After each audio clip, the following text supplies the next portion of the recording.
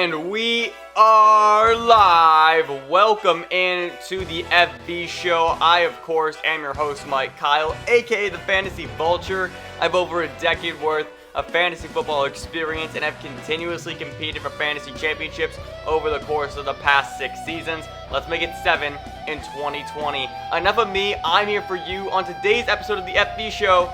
That's not entirely true, and that rhymed accidentally. Today is my mega Dynasty preview show. My draft is in, let's check the watch here, just about 21 hours. I'm going to work tomorrow, full day shift, coming home, drafting, and I wanted to get this video done so I can walk you through basically the past, let's see, March, April, May, June, July, August, September, the past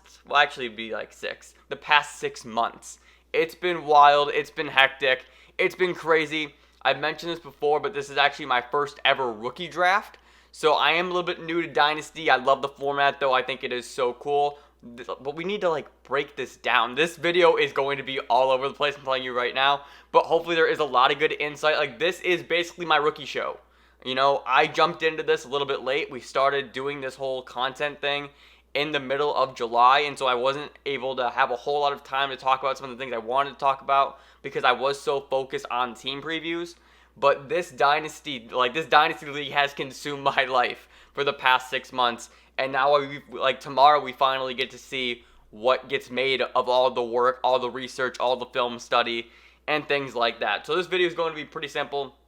First off, I want to break down my team as to where we're at right now and then some of the draft picks. And then I want to walk through the process that I've done throughout the course of this offseason. I got my spreadsheet up over here that we're going to jump to in a moment. And then I also have my notebook where I got 20 pages of notes. We're not going to go through everything super specific and in-depth because there is so much to talk about here. But I do just want to give some context, and I want to have this on the record, the guys that I'm targeting, the guys that I love, and then we'll see how the draft shakes out. But let's just jump over to my team real quick. So my Dynasty is on Sleeper, and I want to give some context to this league. So I started this league last season, and the whole point of it was I wanted to bring all of my friends who are super competitive into fantasy into a league and into a Dynasty league, because that's really where you get to test how good at fantasy you are. Are you able to make the right roster moves with a limited waiver wire? Do you make the right trade calls, your draft selections? Obviously, there's only one startup draft, so if you start off on the right foot or the wrong foot, that's obviously going to impact you for the next handful of years. And then how do you either rebound or keep the trend going through the rookie draft? So Dynasty was a really interesting concept for me for this. So everybody who is in the league has at least one fantasy championship under their belt. And I'm really excited for the future of this league. Everyone in the league is excited for year 2. And let's just break this down. I've talked about this before. Lamar Jackson, my boy, he's my quarterback. I also have Aaron Jones, Chris Carson as my starting running backs, followed by Juju Smith-Schuster, DK Metcalf at wide receiver. I also have Calvin Ridley as my third option and Kerryon Johnson as my third running back. Mark Andrews as my tight end. My kicker is Zane Gonzalez. I have the Packers defense. And then my bench, Robert Griffin III, just in case Lamar gets hurt. And you can probably tell, I love my running quarterbacks. I've talked about this time and time again. Cam Newton as my backup to Lamar. And then I have Lamar Miller, Adrian Peterson, Jamal Williams as the handcuff for Aaron Jones, Rashad Penny as the handcuff for Chris Carson, Benny Snell, Curtis Samuel, Dede Westbrook, and Jack Doyle to round it out. I do want to give some more context, though, just about how this team came together. I admittedly didn't start off my Dynasty I didn't start off my Dynasty League how I wanted. Going back to the draft process last season, I actually nailed all of my prospects. The people that I wanted, the players that I wanted to draft, I did. And then I just ended up kind of moving pieces around and trading a few guys away. So I traded Tyreek Hill. I've talked about this before. I traded Tyreek Hill shortly after his shoulder injury last season, and I traded him for Juju Smith-Schuster, DK Metcalf, and a 2020 second-round pick. And that pick is actually right here at 203, JK20. So I got that pick. And then I also traded Todd Gurley shortly into the season after I felt like he wasn't getting the workload and the touches that I wanted to, including the snap counts. So I traded him for Chris Carson. As of right now, I've won that deal, so I'm very excited about that. And then going back to the Tyreek trade, the reason why I made that move is just because we do start 2 flex, and because that makes depth matter just a little bit more. I wanted to be able to have not only get Juju out of the deal, so, obviously there's kind of like that tier gap between Juju and Tyreek, but also bringing in DK, who's just a player that I'm utterly in love with, and that second round pick. I felt like having that depth over Tyreek was a little bit more valuable, at least in my opinion, for the way that this team was constructed. Going back to draft night last season, I traded my 2020 first round pick for Kerryon Johnson so I can move up to take him. It is unfortunate the circumstances with the Detroit backfield right now, but Kerryon is expected to start the season, so I know I can at least get some production early on from him. But I do understand that I am a little bit thin at running back. And then of course the big trade that happened last year was I spent all offseason focusing in on Kyler Murray and Lamar Jackson. But I also love Cam Newton, and I thought Cam Newton was going to come back last season after the foot injury. He did not, and about 3 weeks into the season, it'd be after week 4 because Cam was supposed to come back week 6. So I traded Kyler Murray for Cam Newton and Jamal Williams. So that one hurt a little bit, but Cam Newton being in New England now and having that starting job, it makes the deal a little less bad. Admittedly. But like I said, I do have Lamar Jackson, so I'm not too worried. Like, I'm set at quarterback, so I was able to make that move, and that's kind of really why I did it, because I knew I had that flexibility. Some of the other moves that I made was this offseason. We're going to talk about it. Actually, we'll save that. So we do a 5-round rookie draft, and I traded my first round pick. I had a collection of seconds, which we're going to talk about in just a little bit. 3rd, 4th, and 5th, and I'll explain what happened there. Let's see. How do I want to adjust this real quick? Let's see. We're going to jump over to my team now. So let's shift tabs here. Okay.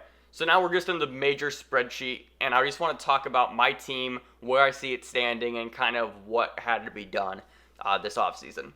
So going through the quarterback position, Lamar, Cam, and RG3, I love my quarterback room right now. Like, Cam Newton's 31 years old and is playing for Bill Belichick right now. Yes, he doesn't have the weapons, but as I mentioned in my Patriots preview, Cam Newton doesn't need weapons to be successful in fantasy. His nickname is the Fantasy King for a reason, because he always consistently produces when he's on the field. Looking at my running back room, Aaron Jones' contract year, that kind of scares me, especially with what the Packers did in the draft. Chris Carson, I believe, is also on a contract year, but I do know that Seattle loves him and wants to run the football. Kerryon Johnson, they added DeAndre Swift, so we got to be cautious about that. And then I got 2 handcuffs here. I love Adrian Peterson. I said this in my Washington preview.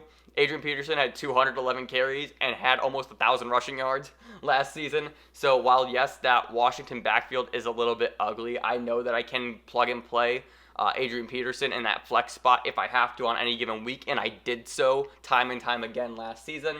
Benny Snell just kind of as a depth piece in case anything happens to James Conner, and Lamar Miller, who is a running back that I loved. And yes, he did sign with the Patriots, but now that I'm looking at kind of what that depth chart looks like, I'm not as excited. And I held Lamar Miller because we do have IR spots in this league.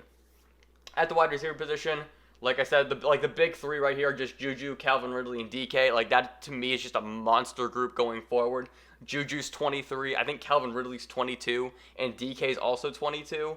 So having this young core of just super talented wide receivers is really exciting for me going forward, because the way that I have these guys kind of projected, and which is a concept that I'm really going to have to dive into as to how I really want to stat out these projections going forward, like year over year.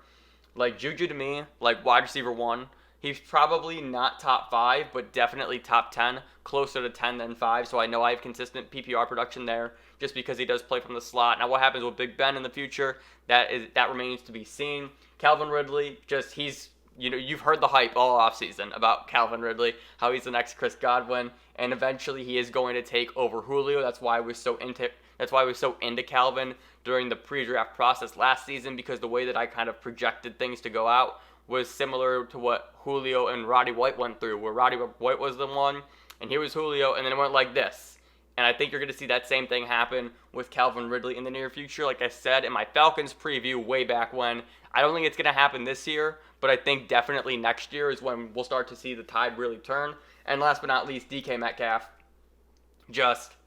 I was in love with DK coming out of college, and when I saw he went to Seattle, I was like, all right, let's go. We got him into a good offense, a great quarterback who was going to get him the ball, and DK balled out last season, 900 yards, 7 touchdowns, and I think he was near the top of the league in red zone targets. So he's just going to be a big body receiver, going to make athletic plays for the Seahawks, and obviously having Russell Wilson to throw you the football, that's always a good thing. My tight ends, Mark Andrews and Jack Doyle. I actually traded Chris Herndon this offseason for a second-round pick, which I'll talk about in just a little bit. Mark Andrews, I scooped up after the draft immediately. I knew Mark Andrews last season before the draft. I knew the name and I knew some of the stats of what was being floated around between him and Lamar Jackson. And one of the things that immediately, as soon as this report came out, I was on it. And I was on him in every single league, was when that special connection that Lamar and Mark have came out. Like, there was a whole report about it. As soon as that happened, I was like, yep, like, this is your guy. So I have the Mark Andrews stack, so that's filthy, especially in a half-point league. I probably should have mentioned that. This is a half-point league. And then Jack Doyle is obviously multiple steps down, but Jack Doyle has always been a very consistent tight end, I think, nonetheless, where even if you just start him, he's never really going to hurt you, and he has a pretty safe floor week in and week out, like maybe 3 or 4 receptions for 40 or 50 yards. Defense and special teams, I had the Packers and the Panthers. I dropped the Panthers. I'll talk about that in just a moment. I had the Packers. I basically just shuffle in defenses week over week anyway, unless I find a good one, and I'll roll them out for the rest of the season. And then Zane Gonzalez. The way I play my kickers is a little bit different from other people. I don't go for high-scoring offenses when it comes to kickers, just because I know if a high-scoring offense, that's going to equate to touchdowns. But I need field goals, right? Field goals are always worth more. So I look for kind of middling offenses or offenses that are in that second tier and not that elite of the elite. Because if you're a team that can get to the 30-yard line and not punch it in, I'm getting 4 points out of that kick. So I'll take that. My other kicker was Michael Bagley. We're going to go over that in just a bit. My picks this season, I have the 108, 201, 203, and 205. So the interesting thing here is I weight 3 picks in between 1 and 2. 201 and 203, there's obviously a 1-pick gap, and then same thing with 203 and 205. Now, the way that I have my roster constructed over here is the way that our league is set up. I wanted this Dynasty League to be almost a hybrid between a keeper and a Dynasty League. And what I mean by that is we were going to have shallower rosters, like a typical Dynasty League may have, 30 to 35 players on a roster. We actually only have 25, and that's just because I wanted a lot of activity in this league, whether it was being able to find a few gems off the waiver wire, where the waiver wire isn't completely dry, and still leaving flexibility for trades to happen. And so the reason that we have this roster set up is at 25, and we actually expanded this offseason. We started at 23. We passed it to 25, and I have this set up in a very, very particular way.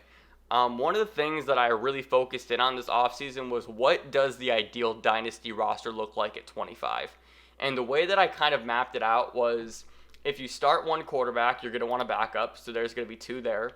And because we play 2 flex, so let's just say you start your 2 running backs and then you have a running back at the flex. So I want those 3 to take up those, and then I want backups for those. So I want 6 running backs in total right here, my 6 RBs.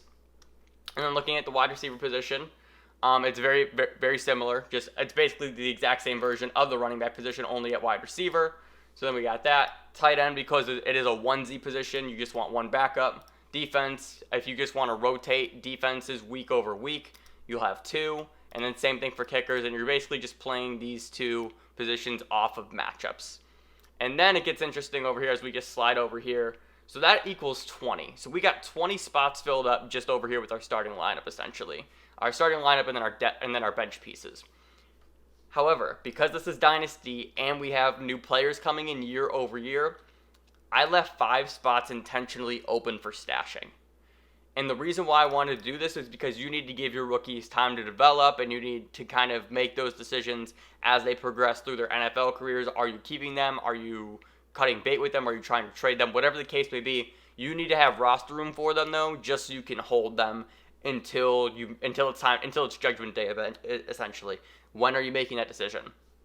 So that's kind of how my roster looks right now. I do have 3 quarterbacks, and I consider RG3 a stash, at least for now, just in case anything does happen to Lamar. I'm very scared to release RG3 just because I do think, that offense won't change at all if Lamar were to go down at any point. Like, yes, there is a major talent gap there, but RG3 is a capable NFL quarterback. We've seen what he can do, and he just fits what this offense does to a T.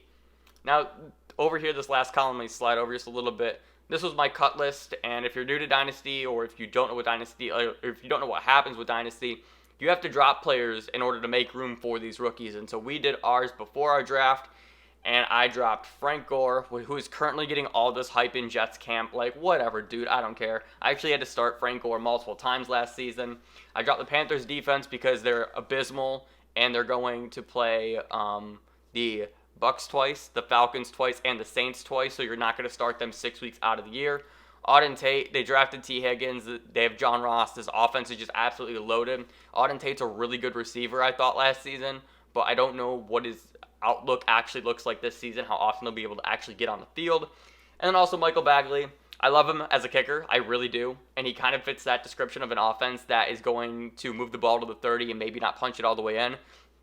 But it was simply just because I needed to cut bait with somebody on my team, and I can always pick up another kicker at any point in time. So it was just one of those things where I did cut the Panthers defense and Bagley just because those 2 positions are ones that I knew I could sack off no matter what. And I can sack them off, and I can recover throughout the course of the season. So now I basically have quite a few bench spots available, and that's basically what this green represents. But what just happened there? Let's call that back in. Nope. There we go. I was going to transition into something. What was I going to transition into? Okay. So let's talk about trades. Oh, this is fun. We're gonna pull up the DPVC, the draft pick value chart. So I made this myself, and I was really just trying to figure out what was the best way for me to move up. So I think that's where we have to start. I realized that this offseason, that's what I was going to transition into. Never mind. We're gonna back it up just a little bit, and it's all going to make sense in just a moment. I'm going to slide this over again. So last season, I made the playoffs going 4-9. And you're going to think, wait, how is that possible? And I'll tell you how. Our league is set up very, very differently. And one of the things that I really wanted to focus in on this league was #reward scoring. Like, that is our league motto, reward scoring. Because how often does it suck when you put up the second highest points on any given week and you lost because you just so happen to face the highest scoring team on that week? Or just overall, collectively, you've given up the most points allowed, but your points scored is like top 3, and you just keep losing, even though you just keep running into buzzsaws, and you're still putting up great production week in and week out. Like, we hate that. It's the worst part about fantasy, in my opinion. And so this league is pretty much designed to eliminate any kind of fantasy bullshit. We've nerfed kickers to a degree to where anything inside of 50 is only worth 3, and a 50 is worth 4. And that's just because kickers' legs are getting stronger and stronger, so those kicks are more makeable. As far as rushing quarterbacks go, we kind of nerfed them in a sense, because the way that rushing quarterbacks historically have worked is that if you run the ball, you aren't really a great passer per se, or you're a very limited passer. And so to reward those gunslinging quarterbacks, we made every 20 yards a point instead of 25, so you get an additional point for every 100 yards thrown. So guys like Matt Ryan get a boost, guys like Drew Brees get a boost. Who's another player that just airs it out? I mean, Mahomes is going to get a boost from that naturally. A few other players, Stafford Stafford's a good one that comes to mind. So that really just kind of shrinks the gap between the cheat code that is a running quarterback and just a traditional pocket passer. So that's kind of just like the format of this league. So I made the playoffs last year 4-9, and I made the playoffs by 0.7, and that was because of the last week that was week 13, and that was Seattle, San Fran, I think it was.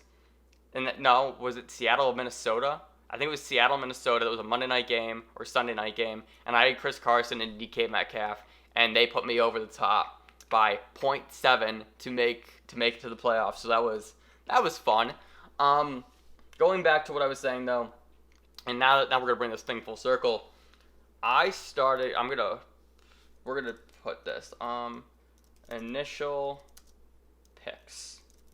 So I went into this around week 8 or so of last season. I made the decision that I was going to attempt to make the playoffs, but I wasn't going to openly tank. And what I mean by that was I was going to try and make the playoffs, but I wanted to navigate it in a way where I was still racking up draft picks to the point where I felt like I could use this draft coming up as one to quickly rebuild my team, because I saw the writing on the wall between Chris Carson and Aaron Jones both being in contract years, having very limited running back depth with Kerryon Johnson just being constantly injured. Luckily enough, I do have some decently good wide receivers, but there's still room for me to get better at that position. My tight ends and my quarterback are locked up, but the thing about that is, like, the quarterback is arguably the worst position to have locked up because there are just so many of them. Whereas running backs, if you know me and you know my philosophies, running backs win you championships. And then also just at wide receiver, Curtis Samuel didn't pan out, D.D. Westbrook didn't pan out, and so I felt like I was still playing behind the 8 ball every single week. Like, I was basically playing receiver and running back roulette every single week, just trying to scrap together victories. And yes, I only came out with 4, but if you look at like what I was putting up week in, week out, I was making every matchup competitive. Clearly, if I was able to make the playoffs, despite going 4-9, so that's one of those things where I saw the window. I saw the window to make the move to get into the playoff, but I also wanted to prepare myself for the future and really start to rack up draft capital. So the initial picks here that I had going into this offseason. So this is after I traded my first round pick for Kerryon Johnson. I had 205. I had 205, 305, 405, and 505. And what ended up happening here was I wanted to. Actually, I lied. I need to throw one more here, up here. Let's see. Copy, paste. I had 203. I also had 203. So what ended up happening here was I'm just gonna walk you guys through the chaos that was my draft picks. Actually, how do I want to do this? Like, this is the thing. I'm going through this live, and I have so much to say. Ooh. Okay. We're going to kind of mix things up just a little bit. Just a bit. No, we'll keep going. That's fine. We'll keep going. Like I said, this video is going to be all over the place. There's so much I need to cover, and we're already 23 minutes in, and it's about midnight, so that's fun. So we're just going to fly through this. That's fine. I don't care about the order. Just as long as I get all the information in, all good. So this was the initial draft picks that I had to start the season, to start the off season. And Michael Thomas got traded in my league. Michael Thomas and Travis Kelce in the same deal. I'm not going to get into I'm not going to get into the parameters of that deal. But basically just know on top of that deal being made, I was able, we're going to copy this again. I was able to get 201. And so that was nice. And I was also able to, I forgot about this as well. Hang on. Copy. Store this down. I was also able to get 206 because I traded Mike Williams last season for 206 for a second round pick. So this was my draft picks. These were my draft picks heading into this offseason. And one thing you'll notice is I had 4 second round picks. I had 4 of them. Our league, we are a 10-team league. I essentially controlled half of the second round, and I was on the verge of getting another pick as well until I backed out of the deal. So these were my picks, and as I'm looking at the board, now I'm just going to start to go through my notes here. Some of the players that I loved going into the draft. I love Justin Jefferson. Cam Akers' tape was incredible. He was one of my favorite running backs. Love J.K. Dobbins as well. And I understood that my team, in order, like these were my offseason objective. Get a running back, get more wide receivers, and clean up roster space. Like between Jamal Williams, Frank Gore, Adrian Peterson, and Rashad Penny, I felt like I just had a lot of dead weight on my team, as well as having a few defenses as well. It just felt really cluttered, and I felt like I could make better use of my roster space. So those were my 3 objectives for this offseason. And I also had a goal, and that was to get back into the first round. Knowing how crazy talented some of the running backs were in this class, and also recognizing how few of them there were, just being able to get into the first round, have the opportunity to get one of them, really made a big deal. Was really a big deal to me, because I understand what my running back position currently looks like and what the outlook of it looks like going forward, and that kind of has me worried. So getting into the first, there were a few people and a few ideas that I wanted to have. I'm just going to kind of just talk through some of the trade ideas. I wanted to trade for the 109 pick, and I was going to trade Kerryon Johnson for that pick. The person who owns 109, Shane's a big Detroit Lions fan. Unfortunately, he also has Marvin Jones and Matt Stafford, so that trade wouldn't have gone through because we talked about it a little bit, but he didn't want to stack 3 Lions. One of the other trades that I considered was I wanted to try and get my first round pick back. So I would move 1 spot back at 106. So for 106, I would offer 205 and 206. Just a few ideas I had. Something else I considered was, again, getting another second round pick, and that pick would have been 202. And the deal we talked about this deal for weeks. It was DK Metcalf for A.J. Brown in 202. I love A.J. Brown. I don't like the inconsistencies, but I also love DK Metcalf. And what really boiled down to it for me, and yes, I would have gotten another draft asset from that deal. But when you're comparing Russell Wilson to Ryan Tannehill, I'm going to take the guy with the better quarterback play every single time, especially when I see those two kind of on the same trajectory. They're both guys who could easily finish in the top 10 at some point during their NFL career and are probably going to stay that way. These are the next guys up. And I'll take the guy with the better quarterback play, and I'm okay with losing out on that additional draft on that additional draft asset as well. So going through some potential picks, and this was kind of just what would be the ideal scenario when I was on the clock. So if I were to move up, I was looking at Cam Akers at 106, Justin Jefferson at 109, Zach Moss at 202, another wide receiver at 203, Lynn Bowden I would really liked in the 3rd round, 4th round best player available, 5th round best player available. And then And then what really happened was I started to really think about the players. And what I mean by that was I needed some sort of algorithm and a way to really prioritize the guys that I like compared to the guys that I didn't. What is a formulaic way that I can make this happen? And I came across what I made up as called the rookie formula. And I'll talk about this in just a moment. I just want to go through my notes real quick just to make sure that I'm not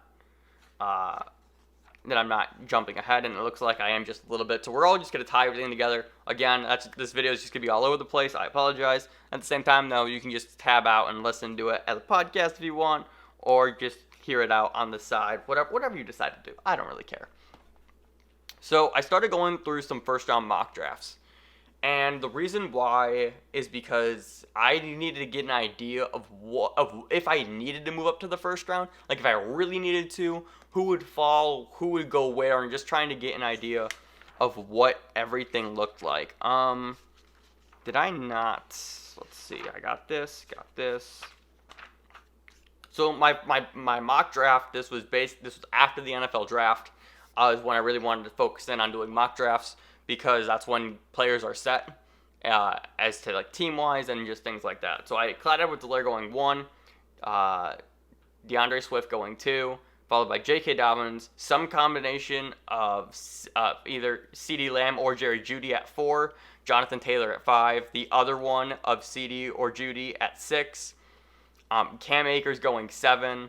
A wide receiver, I didn't know who, going 8.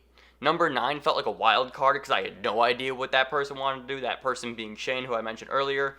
And number 10 also being a wild card. So here's the thing that you have to know about the current draft order as currently stands. The Mark, who has the number 1 pick, also has picks 6 and 10. So he has 3 first-round picks, and that was because of the Michael Thomas trade. Brandon Kinsey, who's also in this league, he has 2 first-round picks, being 2 and 5. And I think that's pretty much, that's basically the big thing here. So we have, as currently stands right now, we have a few people who have multiple first-round picks. And so we're kind of all just ping-ponging off of what they're going to do. But at the same time, I'm the exact same way, only in the second round. So I feel like I have a bit of an advantage there as well. So the question that I really asked myself was that number 7 spot. Because that was the spot that I wanted to move up. I felt like Cam Akers would be available there. We're going to talk about how much I love Cam Akers in just a little bit. And I had to ask myself, is it worth trading 2 seconds for a first? What's more valuable, Cam Akers or Keyshawn Vaughn and Zach Moss? And per my draft pick value chart here, number 7, if I can pull this up, I actually changed the amounts of what each one was worth compared to when I initially did my notes here. And basically what it came down to was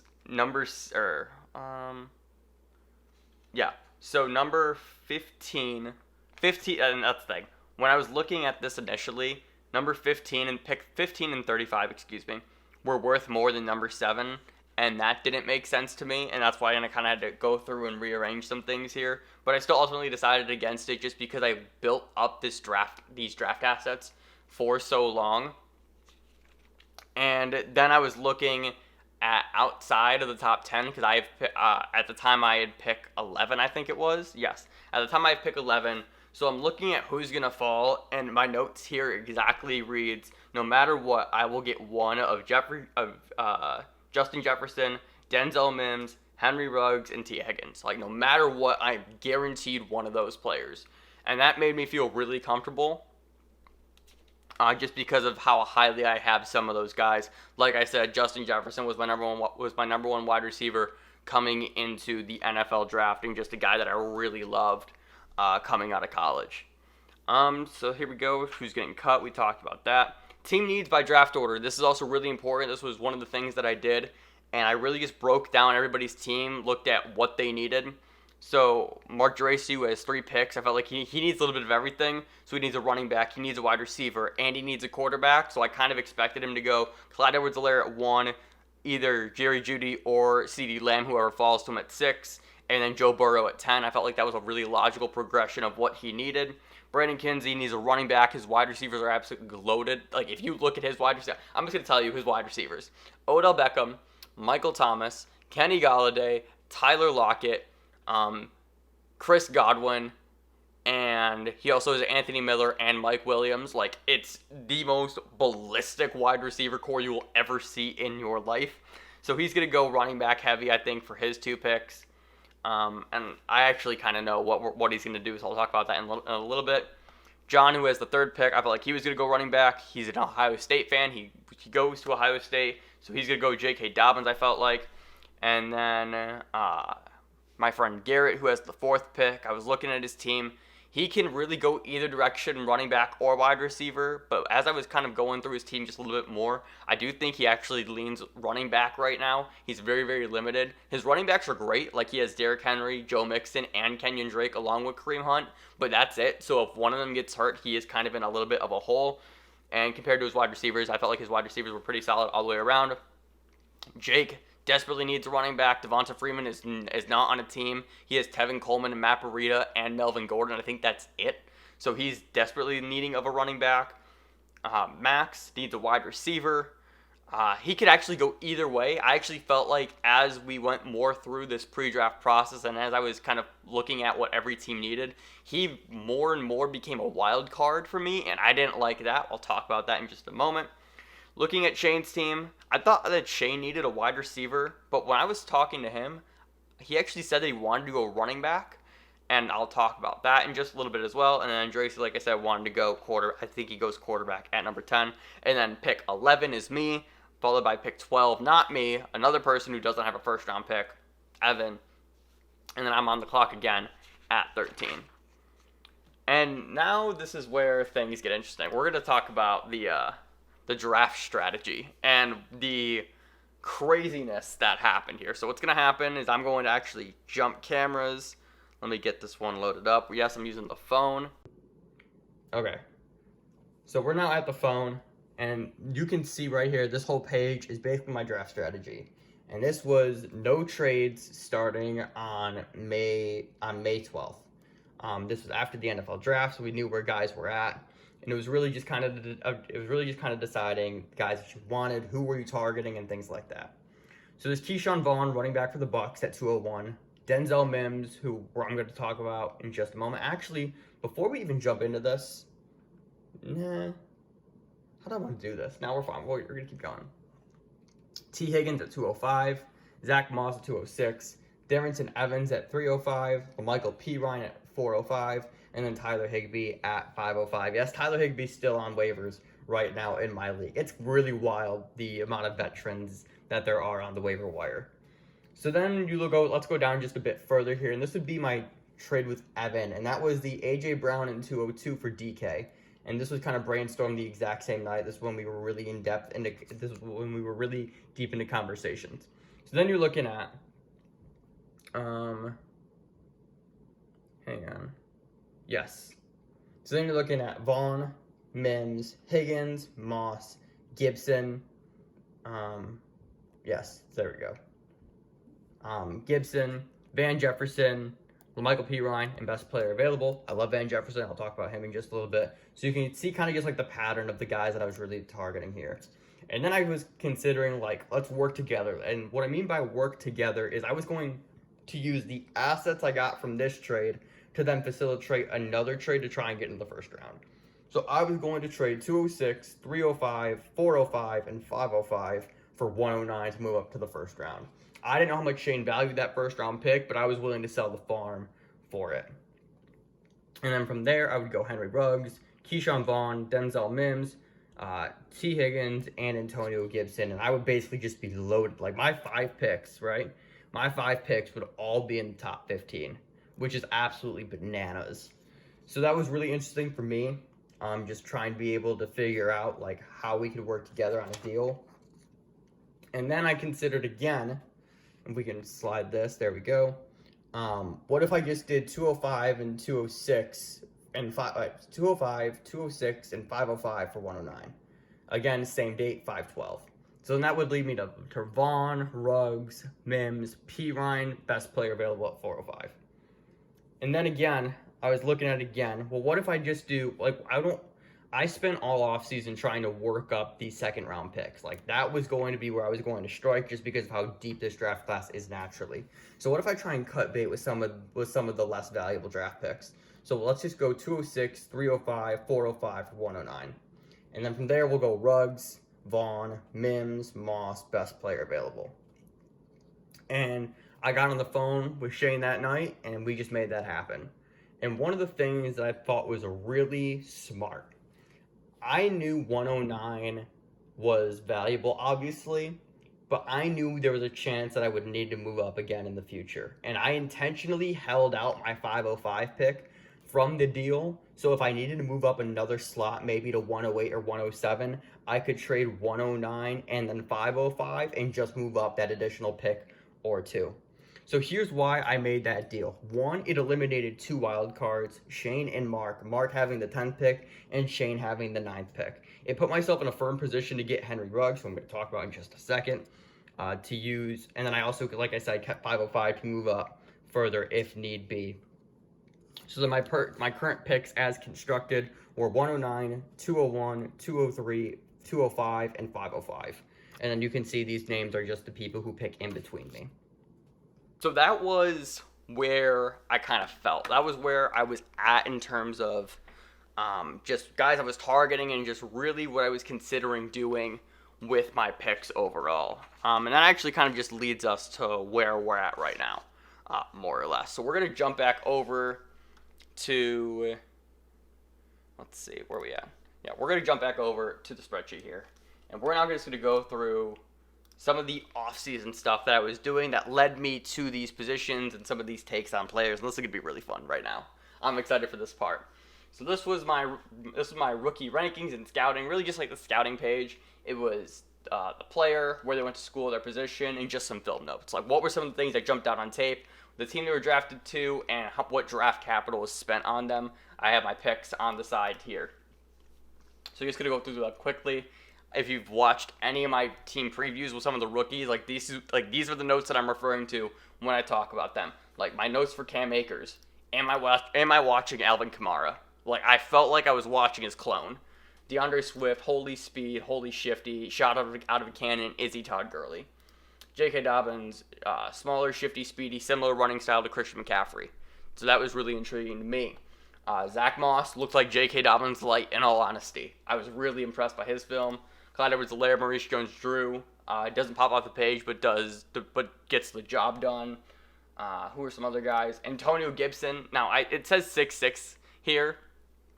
He turns out he's actually 6 foot and not 6. I'm sorry, it says 6'2" here, but it turns out he's 6 foot instead. Whatever. That's not my point. My point is, when I was watching his tape, one of the intro card said Antonio Gibson, 6'2" running back / wide receiver. And my first thought is, what do you mean he plays wide receiver? Like he plays both? Huh? Right? And then just going through just some of the other players, just trying to go through a little more. Keyshawn Vaughn doesn't pop off the page. Power runner that might not age well. I'm going to talk a lot about Keyshawn Vaughn in just a second. And then just going through some of the wide receivers as well. CeeDee Lamb, more the athlete type. What do you prefer, the tactical athlete of Jerry Jeudy, the tactical player of Jerry Jeudy, or the athlete of CeeDee Lamb? Justin Jefferson, my favorite wide receiver in the draft, at least when I was watching film, just finding holes in the defense. T. Higgins, Clemson, wide receiver U. Like, he's head and shoulders the best player on the field when you watch his tape. He's so damn good. Henry Ruggs, Tyreek Hill light. That's it. Send tweet. Depends on the landing spot. And just trying to go through some other players as well. We could go down to Denzel Mims. Just a massive human being, jump ball savior, like incredible potential. But I felt like he kind of lacked play-breaking ability. Like he just got tackled a little bit too easily despite his size. So that was a bit concerning for me. But yeah, you can just kind of see these were just some of the notes that I was making just throughout some of the film process and what I was studying. This is the big thing though. And this is the rookie formula. This is my baby. This is my child. I love doing just formula stuff or just trying to figure out draft strategies or what ways I can sort players into ways that I see fit. And what I ultimately created was the rookie formula: talent plus opportunity times 2 plus draft capital plus position weight plus love equals total score. So we're going to look at this whole section right here on the side. So the way this works is talent score for running backs. If I give them a 5, it means they jump off the screen and they're a pass catcher. They're basically a 3-down back. They are just incredibly talented players who could be superstars in the NFL. Number 4, 4 points, you're just a very good, you are just a very good running back. There's no other way to put it. You are above average. 3 points, you're solid. You're fine. You'll get the job done. Whatever. 2 points is meh. You don't really fully see it. And then 1 point is just you don't see it at all. So you're not interested. And that's just how I evaluated talent. Opportunity score for running backs. 5 points, you're the starting running back and you're a workhorse. 4 points, you are the starting running back, but you're in a timeshare. 3 points, you're the backup running back, but you're a pass catcher.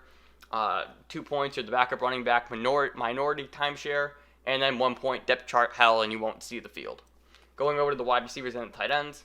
5 points if you just jump off the screen. Head and shoulders the best player on the field. 4 points, very good. 3 points, solid. 2 points, meh. 1 point, don't see it. Going over the opportunity score for wide receivers and tight ends. 5 points, you're the number 1 option universally on your team. There's no if, and, or buts about that. 4 points, you're the number 2 option on a pass-heavy team that can support 2 wide receivers. 3 points, you're the number 3 option on a pass-heavy team, number 2 option on a low-pass team, and it just kind of trickles down. You guys can read this and how that kind of shakes out. Going down to the talent score for quarterbacks. Number 5, like just jumps off the screen again, just head and shoulders, makes every play, is a playmaker, extends plays, gets out of the pocket, scrambles, whatever the case may be. 4 points, you're just a running quarterback. Again, I love my babies. They are my favorite thing about fantasy football. 3 points, you're solid. 2, meh, doesn't see it. And then 1 point, 1 point, don't see it. Opportunity score for quarterbacks. 1, franchise quarterback. 2, 4 points. Gunslinger / running quarterback, like whichever one you are. That's actually probably more so for running quarterbacks, more than gunslinger. But still, if you're like Matt Stafford and you're just going to chuck the ball 30 times a game, like you're going to get, like that's going to equate to fantasy points. 3 points for a standard starter. 2 points is #soon. So like, for example, it's kind of along the lines of Jordan Love almost, to where they like his time is coming soon. It won't be now. So if you want to just stash him on your bench for a few years or a year or so, and then next season, very similar to Patrick Mahomes. Like if you waited for Patrick Mahomes for that year, and the next year he balled out, like you won. So 2 points is for #soon, and 1 point is just a backup quarterback who probably won't see the field at all. And going through the draft capital score here, 5 points if you were drafted in the first round, 4 points if you were drafted in the second or the third, 3 points for the fourth or fifth, 2 points for the sixth or seventh, and 1 point if you were an undrafted free agent. The positional weight score, 5 points if you're a running back, 4 points if you're a wide receiver, 2 points for a quarterback, 1 point for a tight end. And this is just as simple as this is how I see the weight of a position for fantasy football. Again, I'll say it again. I'm going to say it 1,000 fucking times during the course of this fantasy content, just in general, like the series as a whole. Running backs win you championships. I will value running backs till the day I die. So running backs are worth more than wide receivers, and wide receivers are worth more than quarterbacks. Quarterbacks are worth more than tight ends. Pretty simple. I don't think there's much disputing over that. Love score, and this is my version. If you are a fan of the fantasy footballers, this is my version of the my guy, right? 5 points. If you're 5 points, I'm gunning for you. I am gunning for you in my drafts. You're a my guy. 4 points, I'm targeting you at some level. 3 points, I'm at least considering you. 1 point is unlikely. I didn't even do a 2 point thing here. And 0 points for just a no. Like, I won't do it. So then we take this into just a max score. The max points a running back can have is 35, wide receiver 34, quarterback 33, and tight end 32. And that's all just based on all of these things combined. So again, this formula is talent plus opportunity times 2 plus draft capital plus position weight plus love score equals your total. So let's go through this, shall we? So my number 1 player is Clyde Edwards-Helaire, who scored a 33 out of 35. And I tried to make the argument for J.K. Dobbins to be my number 1, but I just can't do it. I think I talked about this during the Chiefs preview. I love J.K. Dobbins. Like, he is legit. Like, J.K. Dobbins and Cam Akers are my favorite running backs in this draft. But once Clyde went to Kansas City, like, it was a wrap. You can't make the argument for it. No matter how hard you try, and believe me, I tried, but I couldn't do it. Even as contrarian as I can sometimes be, there was no way for me to make that argument. So Clyde's my number 1. The talent, like I said, I felt like he was solid overall. He didn't do anything that really like popped off the page, but he got the job done consistently, and so that alone made him just a very good running back. The opportunity is a 5 because just Damian Williams is just gone. Draft capital is a 5 because he was drafted in the first round. Positional weight because I value running backs so highly is a 5, and the love score is also a 5.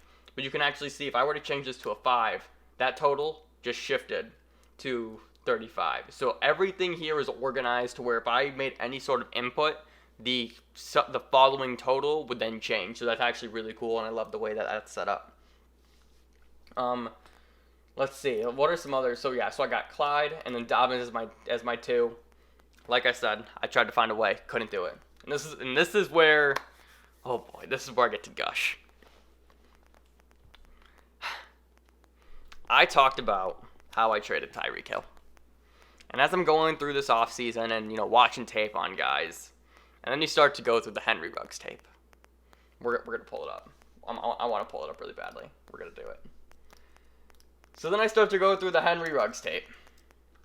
And I'm thinking, and you hear the whispers and the chatter of is he the next Tyreek Hill? Oh, oh, the next Tyreek Hill, he runs a 4.27. Oh, this guy is just a touchdown machine in Alabama. You hear the chatter, and then I think, and I flash back just because I did have some seller's remorse of trading Tyreek Hill, even though I knew it was the right decision to make. Like, when you get offered Juju and DK in a second-round pick for Tyreek's an incredible player. He is. He's so good. It's why I drafted him. That's why I drafted him on the turn in the startup draft in the second round. But then you see the potential for the next Tyreek Hill. And you kind of start to wonder, well, what happens if I get the next Tyreek Hill? And once I want to make sure I forgot the right one here. There we go. And once I got to that point to where I started envisioning my team with the next Tyreek Hill, like, oh my, like, how much, I know I keep looking here, but it's fine. How much of a finesse would it be to trade Tyreek, get assets back, and then draft the next Tyreek in replacement of Tyreek? Like, to me, that feels like the finesse of a lifetime. And then, let's just pull this up here. There we go. We're just going to slide this here. And then this happens. And I start watching the tape and the highlights and just, let's see. He's going to go in motion here. And we're just going to count. There's 1, 2, 3, 4, 5. And he just beats 5 guys down the field 75 yards. Like, just boom. Quick as lightning. 1, 2. So, I know it's choppy here. I apologize. I don't know why it's like that. But regardless, I think you get the point. But then we get to this play. And they're just going to throw this ball here, right over the middle. And he's going to outrun 7 players on the South Carolina team. And that's it. Like, he's gone. He's gone. It's a 7-yard slant route. And he takes this fucker to the house. I just don't. Once I started just really diving into the Ruggs tape, it was all in. It's that simple. I was all in on Ruggs at that point. And there was nothing I think that you could do that would change my mind. Especially just coming off of the fact that I did trade Tyreek. The only thing that really was the issue was Ruggs' landing spot. Because the talent to me was a 5. Like, just, he's an electric player. The opportunity, like, being in this Raiders offense, we don't really know what it's going to look like. But we do know that this team is in desperate need of a true number 1 wide receiver. I couldn't put Ruggs at the number 1 option universally. I couldn't put Ruggs at the number 1 option universally to give him the 5 points, but I felt like there's a very good chance that he ends up being the one.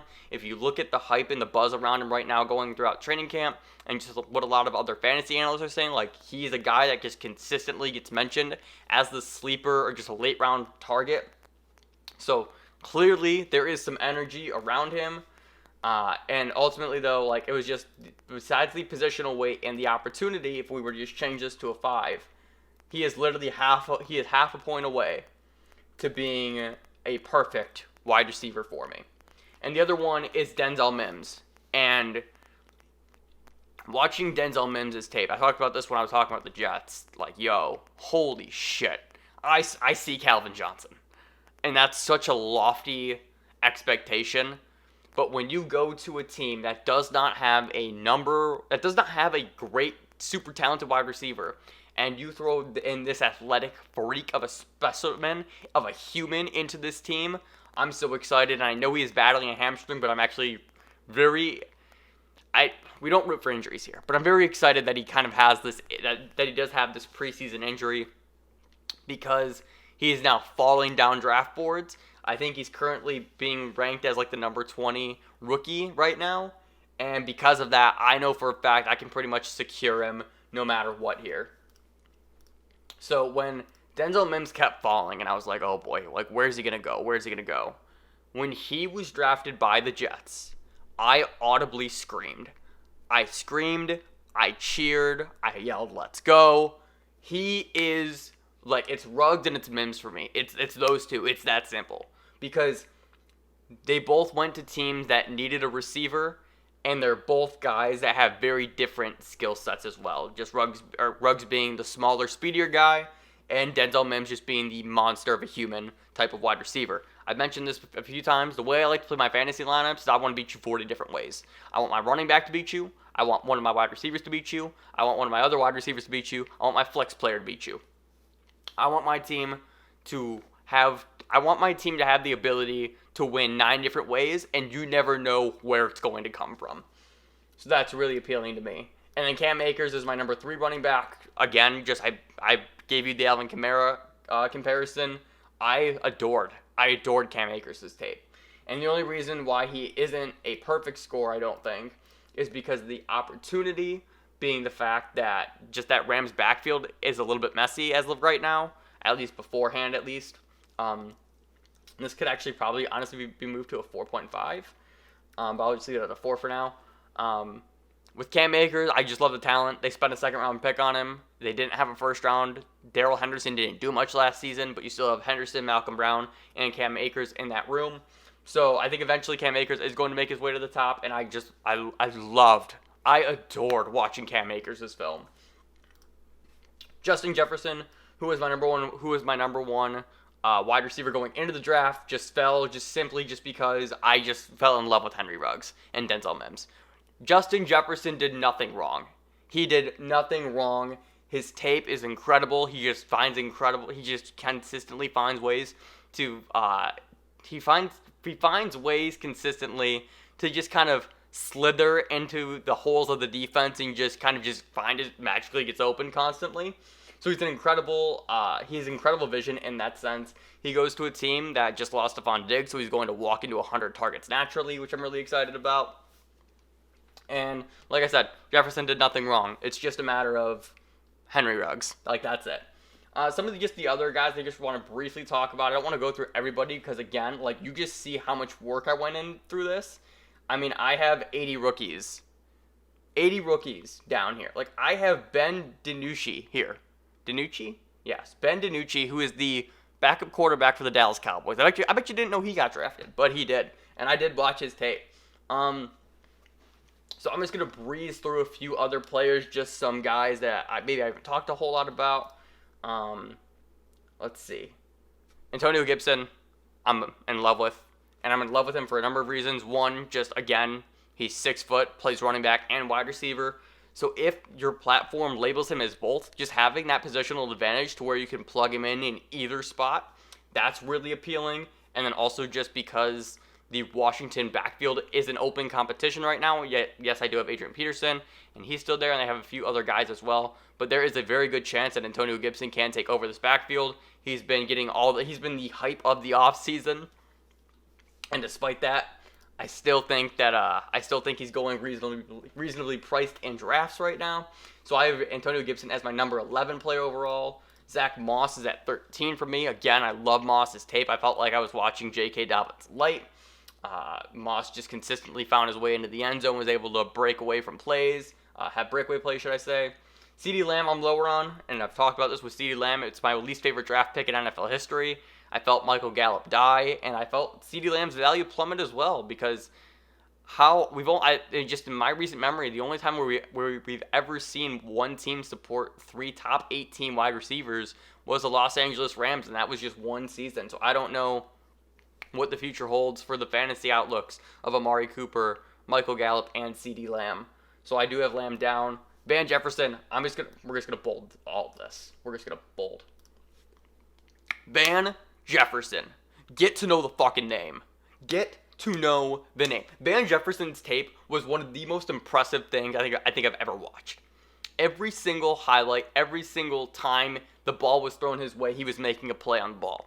He was so good, and when he went to the Rams, like, that was another one. That was like, yes, my boy is going to a great team and a great system that just lost Brandon Cooks. He's going to be able to slide right in. His training camp buzz has been through the roof, and nobody's talking about him yet. Currently, I think on Sleeper he's being ranked as the 58th rookie overall, at least in my league. At least the way that my waiver wires, at least the way that the rookies and the waiver wire players are set up on my league right now, he's currently 58th. So there's a chance that he goes undrafted, and if he does, as soon as the draft ends, I will be scooping him up. And I've also even considered trying to trade up into the 5th round, just trade like a future asset or something to try and get him. And then one of the last guys that I want to talk about is Keyshawn Vaughn. You saw in my notes that I was really targeting Keyshawn Vaughn early on, but the thing was I couldn't buy in. I just couldn't do it. I tried, and I tried, and I tried. When I watched Keyshawn Vaughn's tape, I felt like I was watching paint dry. He did nothing that impressed me. There was maybe 1 or 2 plays, that was it. But I just didn't see it fully translating to the NFL. And that's really when I started to make that switch. In Dynasty, you have to take guys you like, right? Your draft picks are with you forever, in a sense. So I'm not going to waste a draft pick on a guy that I don't believe in, right? Like, this is my team, this is my squad. I need to build it the way that I want. And Keyshawn Vaughn just didn't fit that bill for me. So I slid him down tremendously. I love Zach Moss twice as much as I love Keyshawn Vaughn, and all things considered. Actually, we're gonna probably change this too, because that wasn't updated. So we're gonna slide him down even just a little bit more too. Let's slide him down 1 spot. There we go. No, I don't want to replace that. Yeah, so there we go. Live editing. Keyshawn Vaughn is on number 18 on my board in terms of rookies go. Bryan Edwards, I loved his tape. That should probably be higher. He's getting a lot of pre-camp buzz right now. Who else? Is there anybody else I really want to talk about? Antonio Gandy-Golden and Quez Watkins were 2 wide receivers whose tape that I really liked. And they both landed in really good situations. Philadelphia is currently rebuilding their wide receiver core, and Quez Watkins has a good chance to be a part of that. And Antonio Gandy-Golden can be the number 2 option next to Terry McLaurin in Washington. Anybody else?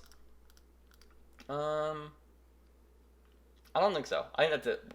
So this was the majority of the big work that I was doing for this offseason. This was just watching a lot of tape and breaking down the outlook for players, and what the future would hold, and how much I like guys, what's their opportunity, what was their draft capital, things like that. So we're gonna come over here to just the draft board. And this is just my tier-based, not even tier-based, but just more so how I see things. I learned this from the Colts. And the way that this works is you go position by position, but then you also go ranking. So, for example, we're going to say that Joe Burrow goes off the board. We're going to say that Henry Ruggs goes off the board. And we're going to say Tyler Higbee goes off the board. So those guys are off the board. You're on the clock. And it's very simple. If you look at just who's the best player available, it's Clyde Edwards-Helaire, because Clyde Edwards-Helaire is the highest one in terms of where everybody else is compared. He sticks out like a sore thumb, so you take Clyde Edwards-Helaire. But then, if you want to just look for a specific position, they call it stacking it. So if you just want to look at a specific position, well, let's say that we just get to the point where they're off the board, and Moss is off the board, and Swift's off the board. So then, all right, so now we need a running back. Who are we going to take? Well, it's simple. You're going to take the next highest player. And that's who we're going to draft. So we're going to take Jonathan Taylor. It's just things like that. I learned that from the Colts. There we go. Again, I learned that from the Colts. It's a technique that I applied last year, and I really liked it. And you can watch. They have a whole series on their whole draft process, so it was really cool to watch. So that's kind of this is what my draft board looks like as of now, and it's basically everything that I had over here in the rookie formula, just applied in board form. And then let's go over, we did my team. We did the draft value chart. I didn't really fully explain this and what happened here with the draft picks. So those were my, hang on, let's go back to that. So those were my initial draft picks, and then we eventually went from this to 109, 203, 205, 505. No, I'm missing one. 201. 201. There we go. 203. 205. And then 505. And then we're going to make another trade. This happened about a week ago. A little bit less than a week ago. I was sitting and I was mock drafting with Kinsey, and I was on the phone, and Evan was over. This was basically like a back-to-back night thing almost. I was mock drafting with Kinsey one night, and then the next day Evan came over and we were talking about what we thought each team was going to do. And then we started talking about Max, and we mocked Jalen Reagor to Max because Max is Carson Wentz, and I think that Max goes receiver. But Max has the 8th pick. And again, one of the things that I really started to notice was that Max became more and more of a wild card. I didn't know if he was going to go running back or if he was going to go wide receiver. And then additionally, I felt like there was a world where Cam Akers actually fell to the 8th pick. And again, you all know how much I love Cam Akers, as I just showed. So I got on the phone, and there was this fear of... my biggest fear was Henry Ruggs getting sniped from me. That's it. Full transparency. My biggest fear, I don't think I've done a good job of even coming close to elaborating. I am fucking in love with Henry Ruggs. I am obsessed with him. I'll say it. He is my favorite rookie prospect this season. So, very similar to the trade that I made with Shane to get the 109 pick. It was get your guy, right? I jumped the number 10 spot and I jumped the number 9 spot. I moved those 2 wild cards out of the way because I didn't know what they were going to do, and I wanted to get first dibs at getting Henry Ruggs. And as we start talking about what guys are going to do, this fear just kept creeping into my head of what if Figs takes Max Fig. Fig's his nickname. What if Fig takes Henry Ruggs? What happens then? Are you satisfied with Justin Jefferson? Yes, probably, but you've spent all offseason getting lasered focused in on Henry Ruggs. So I texted him, and I said, I got an offer for you. And that offer was 109 and 105 for 108. And that deal went through. So now, my draft picks, are 108, 201, 203, and 205. And this is what we're rolling with. Let's light this up. And that's it. So, let's talk about the dream, shall we? Now that we got that out of the way. This is the evolution of the dream draft. As the trades have happened, you can see the dates as when things took place. This was the initial dream draft as of May the 6th. Then you can see Henry Ruggs. When did that's the thing? Even just looking at this, when did Ruggs become the guy? Because I have 5-6 here. I have 5-6 as Ruggs being targeted. But yeah, this had to be when the thought of Ruggs first crept in, and as the days have gone on, it's been this thing of just this building emotion and momentum. You're getting Henry Ruggs. And the funny thing too is I played this thing so close to the vest. The only person who knows what I was doing the only person that knows what I'm doing is Evan, and the reason why he knows is because he picks after me.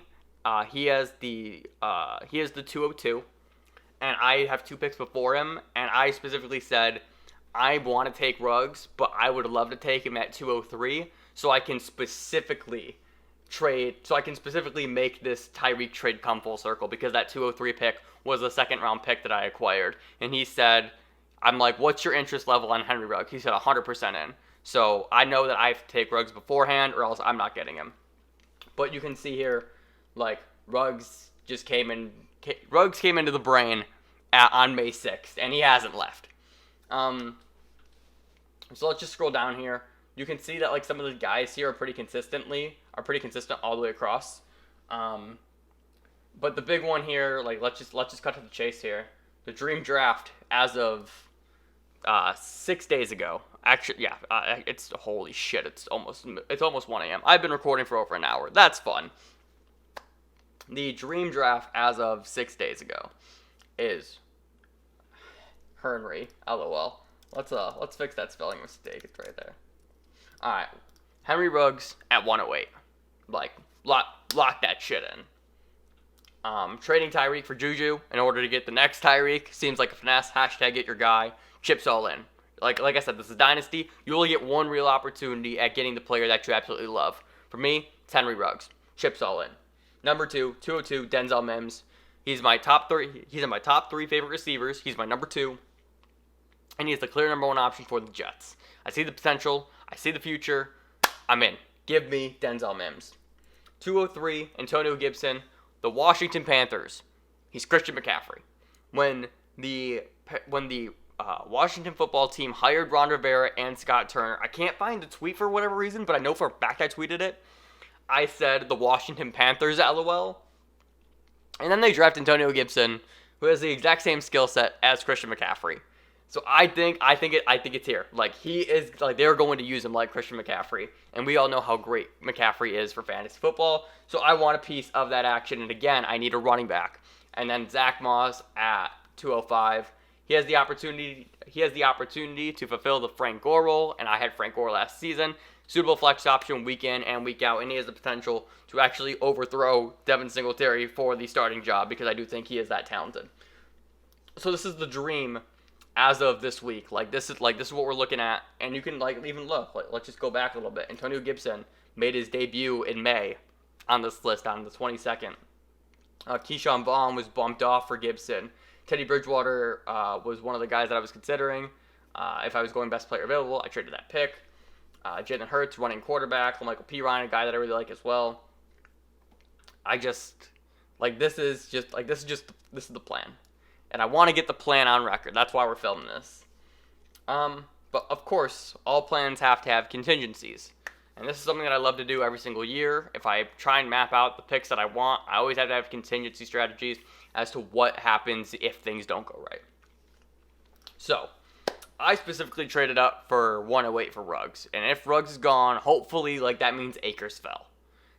The way that my math kind of works out is that would be the case.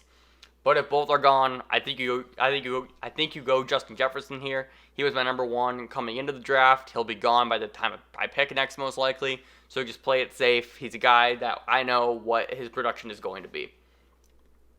Number 2 at 201, just field the board.